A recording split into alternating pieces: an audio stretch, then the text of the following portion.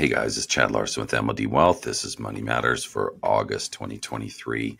Um, Jumping into a few things today, I think some of the topics that we're going to address thematically in line with even kind of last month's and the months before, and being congruent to address positioning strategies and our outlook for the economy. Some of the feedback that we've seen, especially as of late, with the U.S. market performing very strongly year to date. And some of those, concerns and questions is the questions we're hearing. It sounds like overall markets have improved, and maybe I don't see my account back to December 2021 values. And I wanted to address some of those things. Another thing we'll talk about, and hopefully with little financial jargon as I can, but seeing current yields and our outlook in fixed income portion of client positioning strategies and portfolios, and what forward yields and return expectations look like now that GICs are north of 5%. They look tempting to some people. I'm going to kind of swing back to that shortly, and I wanted to kind of run through why we're seeing the U.S. market perform the way it is, and some of also our concerns with that. In last month, we talked largely about the narrowing that a market running on a very narrow breadth. What I mean by that is that the top 7 largest companies on the S&P 500 had accounted for about 80% of the gains. So if you didn't have a meaningful weight in those, there was some underperformance. We have brought down exposure into the NASDAQ, and rightfully so, but not yet. There's two quotes you might hear, or two phrases, don't fight the Fed and don't fight the tape. Those are two very different things. Don't fight the Fed is, do not get in front of Fed policy. The Fed really dictates the tone and trajectory of the market. And the other one is don't fight the tape. When things are going down, they're generally going down. And when things are going up, they generally keep going up. Those are two totally different investment theses or risk tolerances. One is really momentum based, and one is more cyclical and fundamentals based. But there's no question that the recent economic releases that are suggesting lower inflation and maybe some modest economic growth, coupled with some better than expected corporate profits in the banking sector, have fueled kind of the narrative around a soft landing. As a result, the Dow Jones has joined the S&P in breaking above some of their February 23 and August 22 peaks, as investors gain some confidence that any economic and earnings related volatility is behind us. I think that's a bit of a bear trap, and I'll explain to that shortly. So the Dow Jones has been higher for 10 consecutive days. It's had its longest winning streak since September of 2017.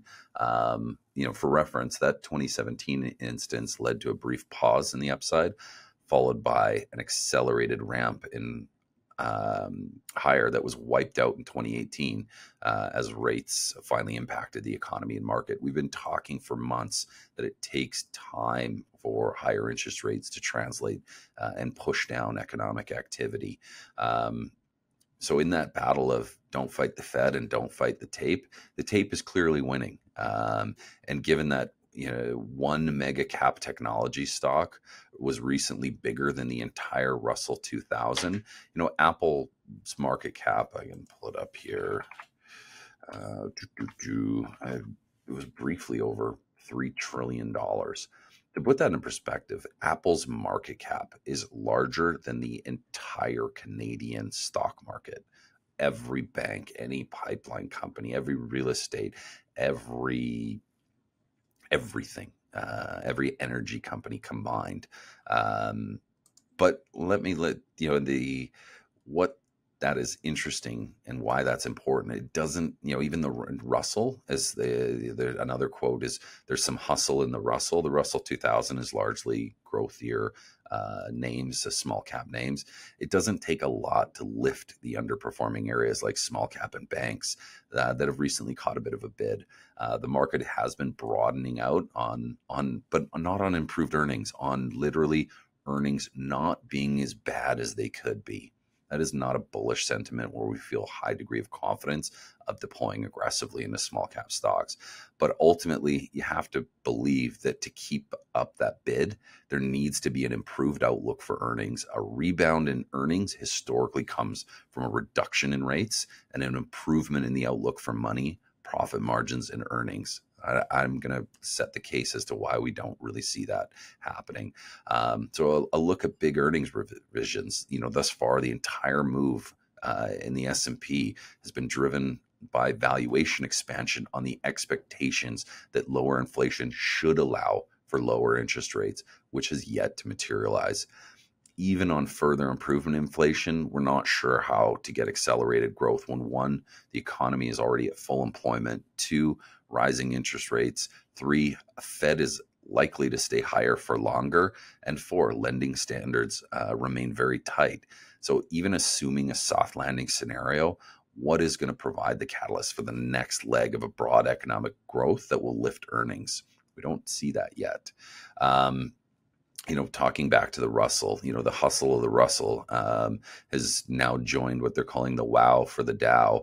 The macro camp that's looking for a recession, it's beginning to waver. Technical traders are in charge right now, especially given what we spoke about, the recent broadening of the market advance and rally in some of the banks.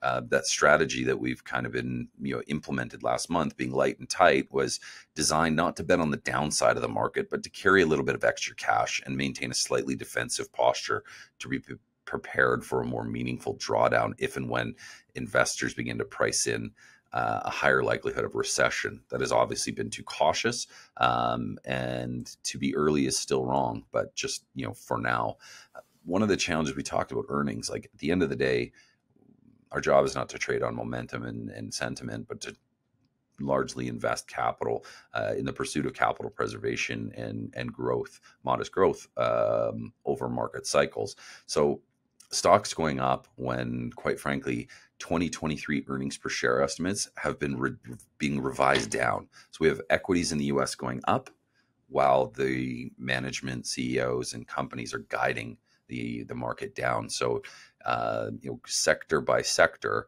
the S&P by whole, going back, is we have 2023 revised lower by almost 10% over last year. So we have earnings revisions down 10% and the market going up.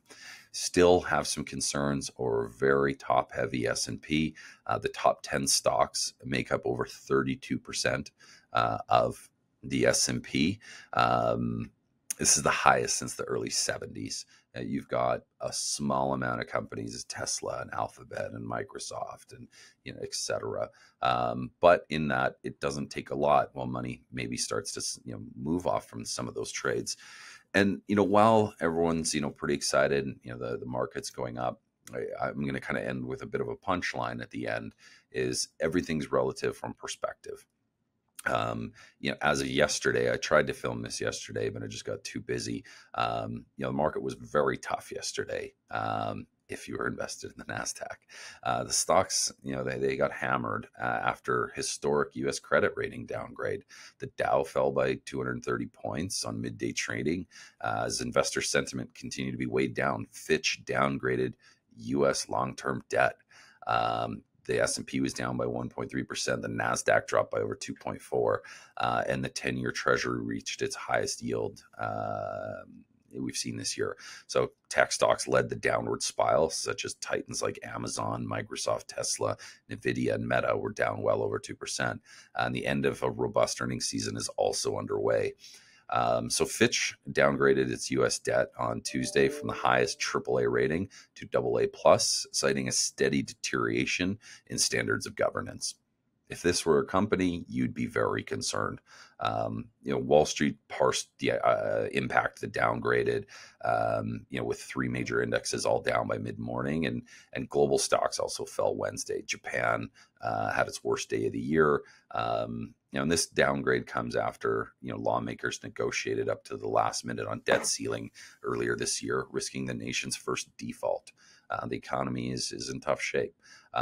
Meanwhile, we saw the week before the Fed, announced the previous Wednesday it had raised its key interest rate by another quarter point to as much as 5.5, the highest level in 22 years, as it continues to fight persistent inflation in the economy. So it's a pretty tough place to say that we're going to be bullish in equities and ride a wave of sentiment, while the only reason stocks are going up is on the perceived fact that inflation might be going away and inflation can come down.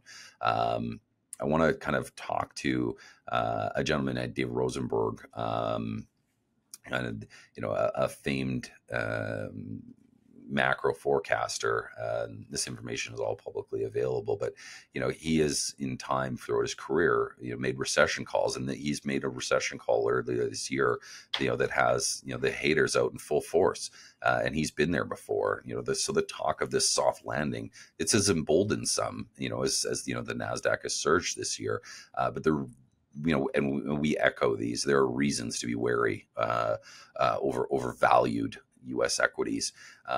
He was at Merrill all through 2007, and he was asked, "Where's this recession you've been calling for?" And he was teased incessantly. He was almost fired twice for his calls in 2007, and he had the CIO of a very famous mutual fund storm out of a meeting that he gave and scold him as he exited the boardroom, saying, "You have no clue about the housing market or the economy, for that matter."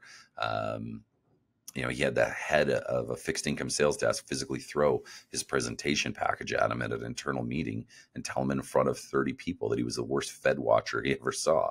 And one time he was walking around the trading floor, and a guy called him over and handed him the phone, and he thought it was a client, but it was actually the guy's wife on the line. And she said, "My husband asked me to tell me why you were so useless." So I think he's seen all of this before, but even the more recent bullish calls on Japan, Mexico, India, and more recently Canada, have been overshadowed by the desire not to be involved with the most overvalued stock market on the planet. We do have some concerns over the valuation of the S&P, but we're living in a moment where risk-adjusted returns and capital preservation psychology are viewed as arcane relics to be ignored. Just go all in on the NASDAQ 100, I guess. But how short memories are, considering that this index, red hot in 2023, experienced an ice cold decline of more than minus 30% last year. We navigated 2022 incredibly well. I would say our positioning strategies in not being overweight, we have participated. We do own Apple. We do own a bit of NVIDIA. We do own Microsoft, etc. And I can go into further detail that on a one-off basis. But sticking to value, we avoided the regional bank collapses. We've been underweight Canadian banks, but indexes as a whole, if you strip out the technology stocks, it's a tougher sled out there. Talking to expectations in and around fixed income, we did discuss a couple months ago, taking a position in long bonds, avoiding corporate bonds in the conventional bond market. And as many of you are well aware, we are big proponents of private credit, structured credit, as banks' lending standards have become tighter, and banks, for whether it be concerns of ESG or more bespoke lending opportunities, are positioning into alternative assets, predominantly in private credit, have achieved incredible results for client portfolios. So I'm very happy that we're staying the course and we're not chasing the flame. We're not paddling into it. We're definitely not paddling with it, kind of floating off into the side. We have a high degree of liquidity. And, to the other side of it, I'm not hoping for, and I'm not calling for a snap correction to the market, but liquidity remains high. We remain opportunistic. We will get through this. My background, trained academically as an economist, these are far more easy to, this is a bit of more of my wheelhouse, being able to be confident that these things are just mechanisms in time that sorts this out. There will be pockets of volatility. There will be pockets of momentum. Everyone loves upwards momentum if they're part of it, but I guarantee you, the people that are loving the NASDAQ last year were crying and hiding under their desks last year. So sticking with our philosophy and honing our processes.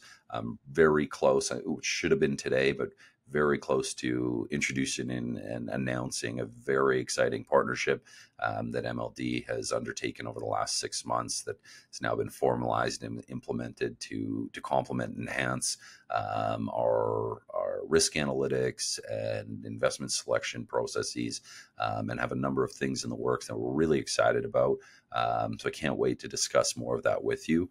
I'll try to keep things, as brief as I can for now. Again, thank you so much for your confidence.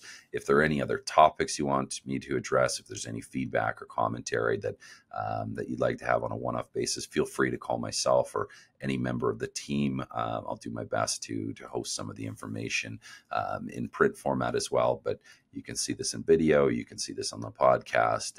And again, as a private client, feel free to reach out to any member of MLD at any time. Have a wonderful August and all the best. Talk soon.